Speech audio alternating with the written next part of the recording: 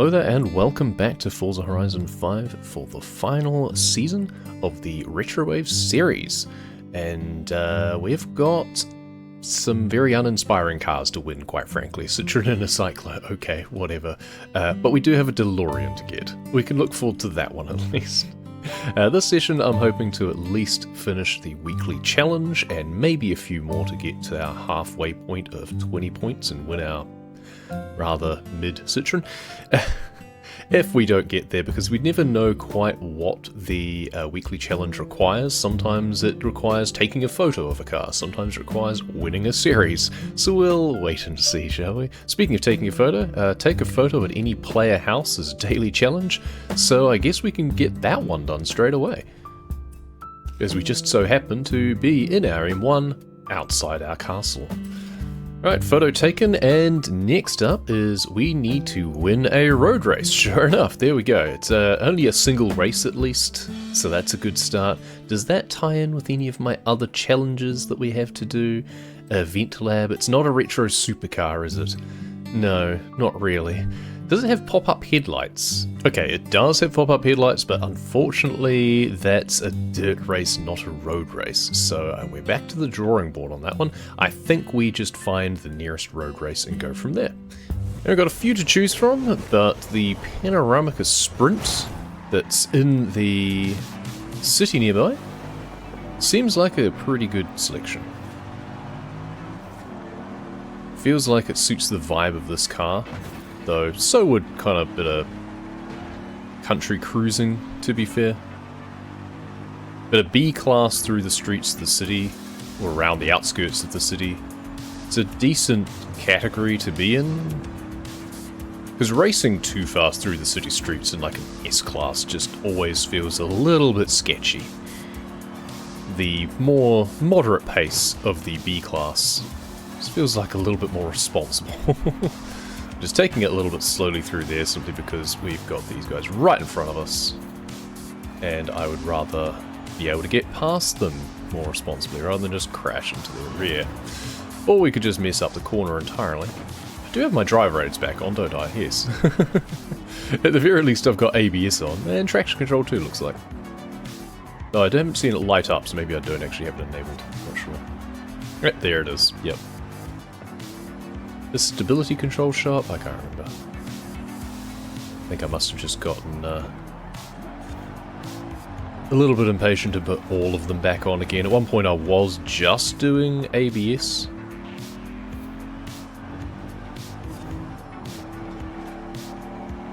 But then some cars, just you need to have the others on. Oh, that's right, yeah. I was playing around in like a Corvette Z06 or something. And the slightest touch of the throttle, and it just spun its wheels. So I really needed to put the traction control back on again, or it could just not put any power down. You're just not even trying to drift or anything, or do any burnouts. You just happen to squeeze on the power, and it just wanted to go in circles. Very eager car, that one. I was doing a little bit of accolade farming. And playing the auction house to get some of the cars that I needed. Turns out there's a lot of people who will just start to bid on things and then jump to buying them outright. So it's like, okay, well I was bidding on that, but okay, just if you're going to buy it out, just do it straight away. I guess you want to try and get it for less if you can. But as soon as someone shows interest as well, it's like, okay, I want this. Other people probably have a lot more money to burn as well.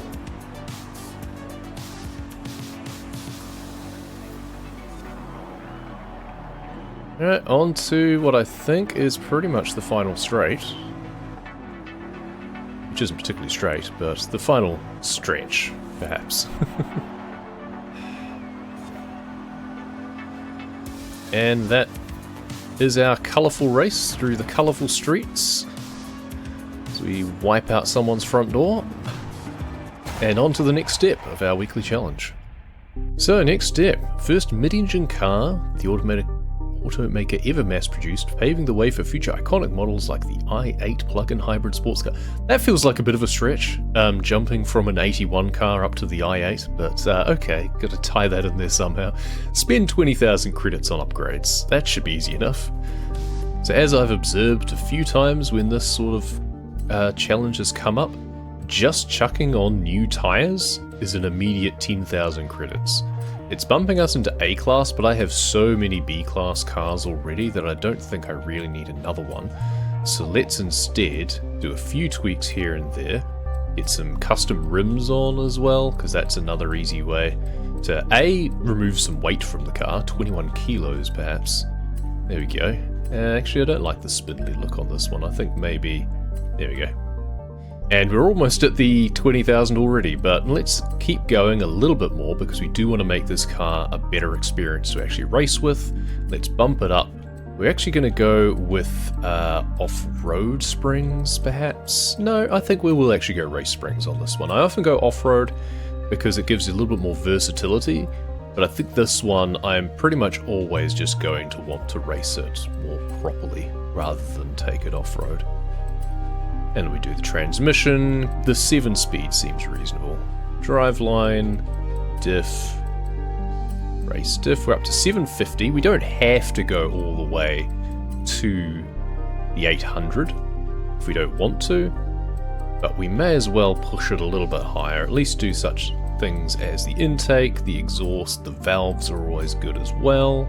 Displacement's always good. 22 kilowatts there.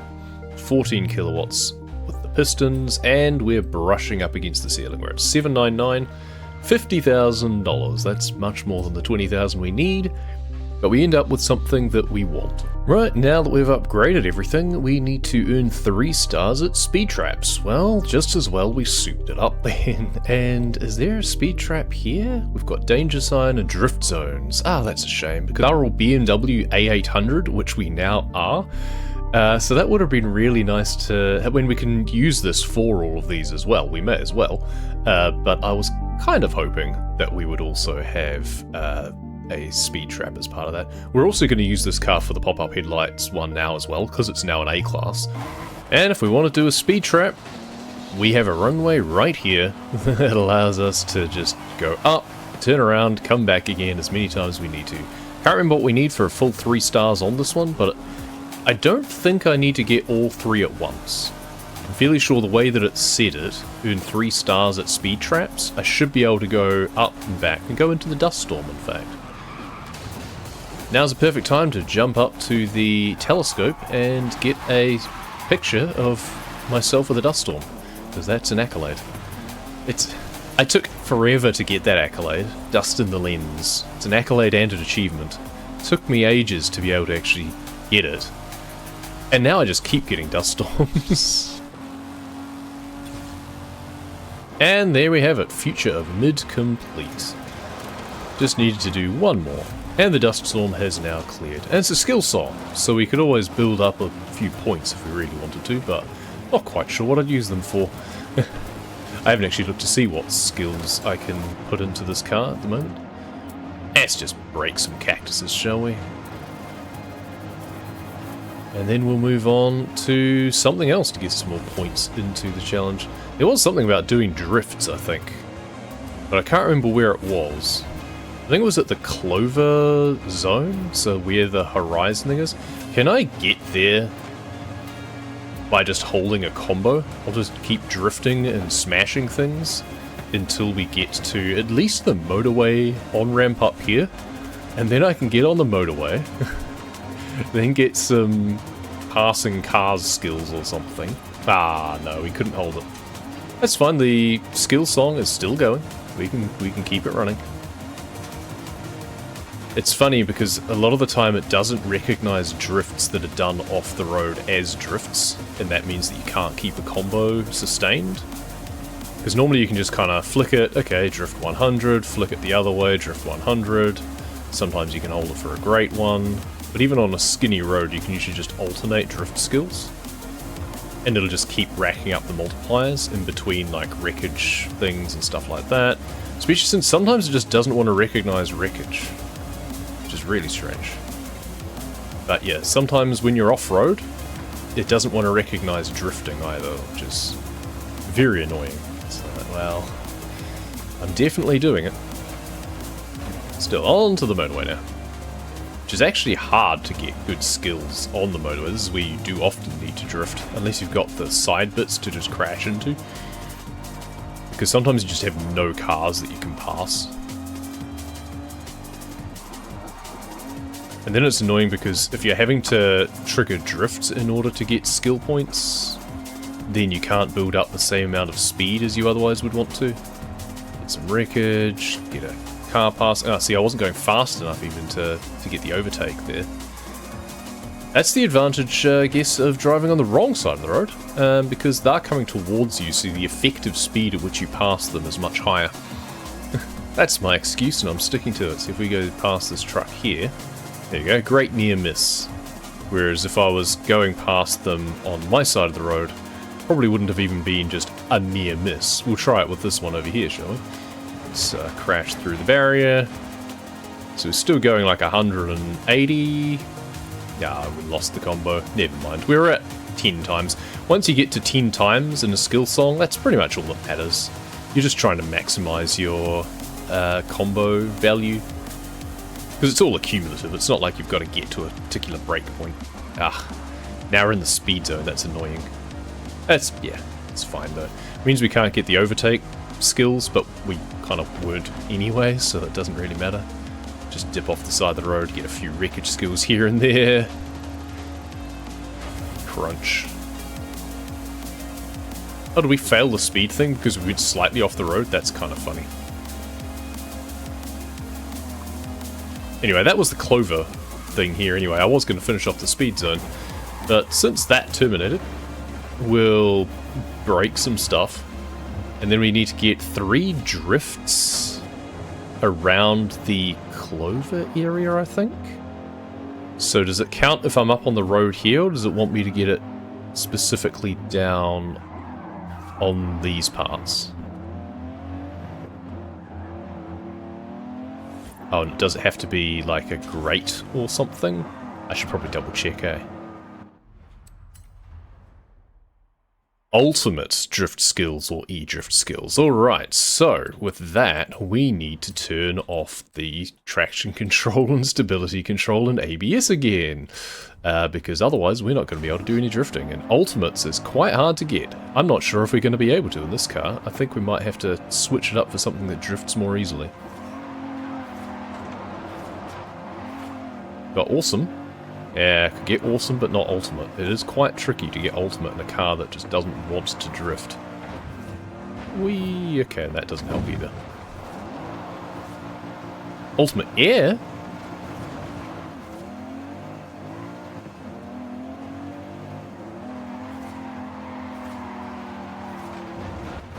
Ah, just too...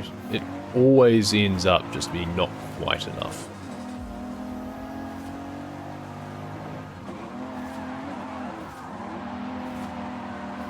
There's one. Let's go for another up here. It's probably going to be easier to do it going downhill as well, isn't it? Because I don't need to worry about just losing my momentum. Okay, we held that... Oh, there we go. That's an ultimate drift. Can't quite hold on to the ultimate there. This one. Okay, we keep it going, keep it going, keep going. Ah, tapped out at awesome again. There we go. Wave Rider complete. Whew. It'll probably be much easier with a wheel instead of having to just twiddle a thumbstick to try and maintain the drift. But hey, we got there in the end. Right, we're going to have to get to some more drifting soon as well, because 2 of those BMW PR challenges that I was going to use this for are drift zones, so we'll see if we can actually get those without tuning it differently. If I'd known that was the case, or if I'd researched it a little bit more, I would have tuned it more for drifting. But first, we just need to jump 198 meters. That'll do. I did at least tune it enough to get that. Season objective complete. On to the first drift zone, and we need a score of 62,000, which is actually a 3-star rating. My personal best is something like 80,000, but that would have been in like a Dodge ACR or something absurd that just drifts at the drop of a hat. Something kind of like the Corvette that I was talking about. That's it. It looks like we might just be able to do it. Oh, almost. Ah, just. I have such a bad habit of getting right to the end and then spinning out. Once again, the captions not matching what is said in the audio. It's a really weird bug. Always happens. Anyway, one more to go. Alright, and this one is both easier because it's on dirt, and harder because it's on dirt. Which means that I'm much more likely to just spin out rather than actually drift around the corners if I'm not careful. Kinda helps that I've got semi-slicks on though, probably. The fact that I didn't tune this for off-road in the end might come into my favour in some regard. That said, this is really hard to keep it going in such a way that it's not going to disqualify me and just spin out. I need to get 65,000 points, which is quite a few with just a small stretch to go. Can we get there? Can we get there? Oh, just. Ugh, and over the hill at the end. There we go. That's quite in excess of the 3-star. Which is interesting, but for a drift zone, thankfully it doesn't matter quite so much. So we need 3 points to get halfway. We could do the seasonal championship, which gets me 5, but we might just take a quick break from BMW 1 for now, and just quickly do the treasure hunt, which looks like it involves a TVR Sagaris. Awesome show of speed, high above trees, keep an eye out while crossing this bridge and treasure you may see. That said, I don't know whether or not the car depicted matters, so we'll just try zooming across this bridge with the M1 first, just in case the car doesn't matter. The phrasing seems to be much more about just crossing the bridge at speed. It is a speed trap. Maybe we need to get 3 points at the speed trap and that unlocks it, which we might need a faster car for. But we'll give it a go with this and see how we get on. If we see something pop up when we reach a certain speed.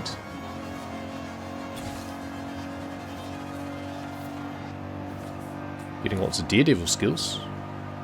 Nothing popped up. First thing we can try is swapping to the car that's pictured in the clue. Because we might need to be specifically in the Sagaris.